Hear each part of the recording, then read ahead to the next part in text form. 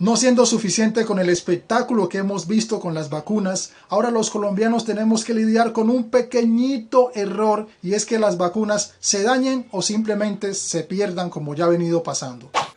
Se las están robando una por una. Uno no sabe si sentir rabia o tristeza. Siempre nos ven la cara de pendejos. 5.700 vacunas que iban para el Tolima se dañaron. Se dañaron porque fueron transportadas por carretera y se interrumpió la cadena de frío. Es decir, sufrieron una variación en la temperatura, así que paila. Claro, la mandaron por carretera. ¿Saben por qué?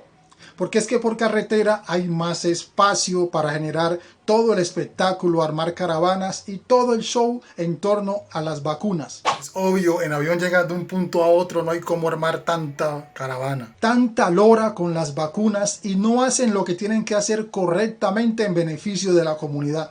La gente está asustada por el coronavirus y ve la esperanza en las vacunas, y ahora resulta que estas vacunas para los políticos resultó ser un trofeo.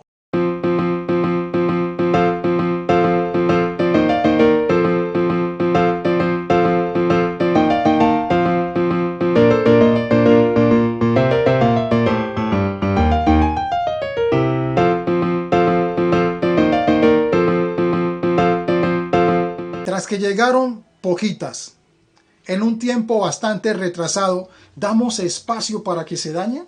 Esa es una excelente pregunta. Sean más serios, por favor, y en vez de estar gastando tanto dinero en espectáculo, preocúpense porque las vacunas les lleguen a la gente en buen estado y a tiempo. Y como siempre, para variar, nunca hay culpables. En este caso, no hay culpables ni en el Ministerio de Salud ni en la Gobernación del Tolima. Nunca hay culpables. El tubo tuvo la culpa. Desde el ministerio han dicho que hay que esperar para saber si la vacuna se puede aplicar o no. La decisión que se tomó en el momento fue poner este producto en cuarentena, es decir, vamos a tenerlo guardado mientras se hacen los análisis correspondientes para saber si esta ligera elevación de la temperatura afecta al producto. Las vacunas entran en una cuarentena para saber si esa ligera elevación de la temperatura afecta al producto. Ojo, ojo, y no sea que resulte que le apliquen esas vacunas a la gente y hayan situaciones que vayamos a lamentar.